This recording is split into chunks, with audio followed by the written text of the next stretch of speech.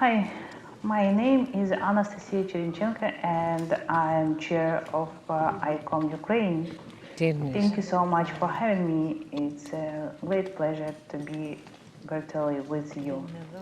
And today we try to talk about justice. And when I try to talk about justice, the concept of responsibility immediately comes to my mind.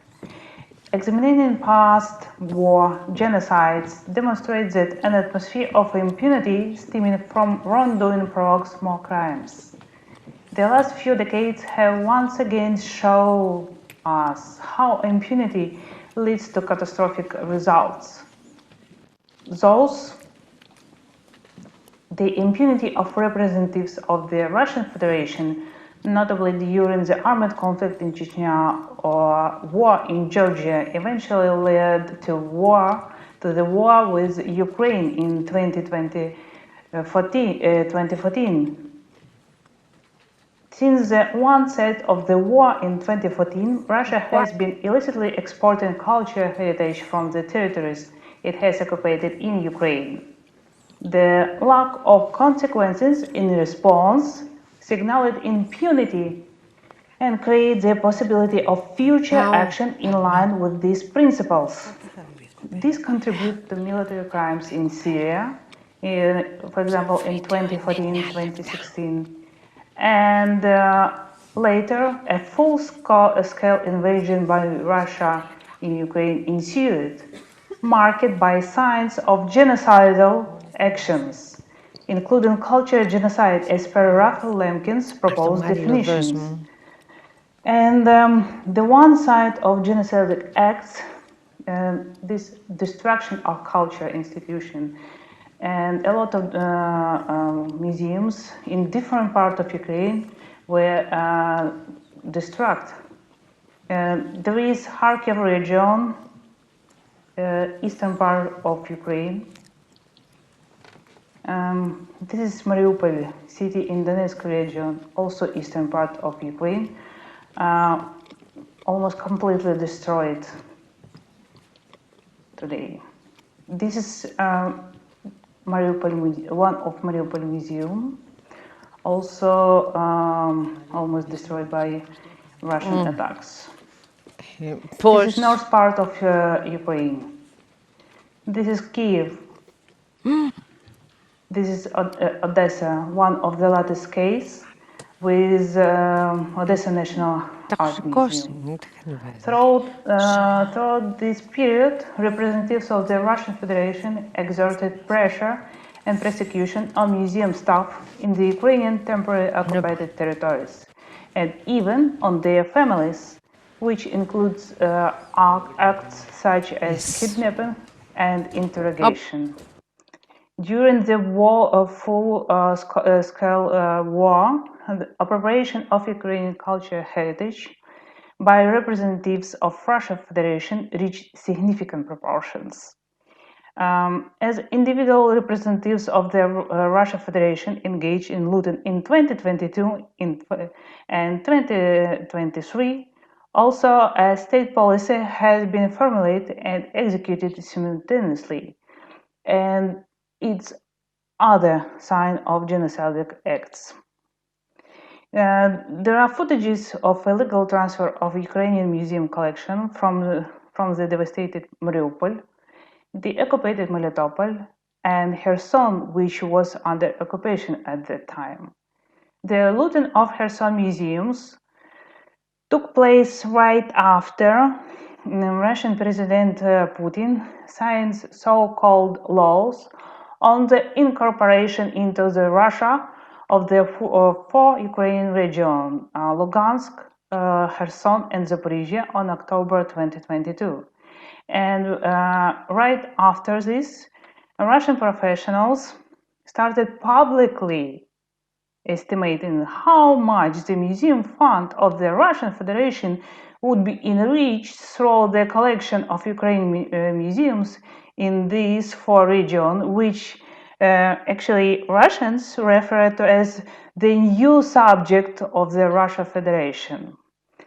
And then in March 2023, the Ministry of Culture of the Russian Federation enacted so-called law recognizing museum objects and collections situated in the 4 Ukrainian regions as a part of Museum Fund of Russia Federation. The next sign of genocidal acts involve memory distortion and erasure, particularly through the appropriation history in temporarily occupied territory of Ukraine. The Russian Federation is also seeking to incorporate Ukrainian museums into its Russian museums network through this project with support and participation from the Russian Federation Ministry of Culture and also involving the president of ICOM Russia. There are examples of the propagandist exhibition in Russian museums. One of them titled The Commonplace Nazism, dedicated to Ukraine, which from Moscow right now visiting various parts of the Russian Federation. Another one at the right side, it's the manipulative exhibition at the State Historical Museum in Moscow, attempts to portray that the territory of Ukraine has also always been part of the Russia. So, appropriation of human resources, museum collection, and actually history of Ukraine implements with the support of Ministry of Culture and unfortunately Russian museums professionals. These facts confirm that museum professionals, in particular members of ICOM Russia, are serving the political regime of the current Russian Federation instead of serving society. So, in this situation, can the professional international community and networks influence, and how? Firstly, museums should be informed, reflect, and openly talk to their audience and make very difficult decisions. It's crucial to recognize museums are not neutral, and manifestation of neutrality is also a position that indirectly sustains aggression and encourages its sense of impunity. Today, we as board of ICOM Ukraine faces very unusual task for us. For example, it's assistance to law enforcement agency in gathering facts about war crimes committed by representatives of the Russian Federation against Ukrainian culture heritage. Also, we are challenging the launch of monitoring group regarding the looting and illegal transfer of Ukrainian museum collections by representatives of the Russian Federation. We try to create such models, methodologies, and tools that could be used by other countries in war who face war crimes against culture heritage on such scale.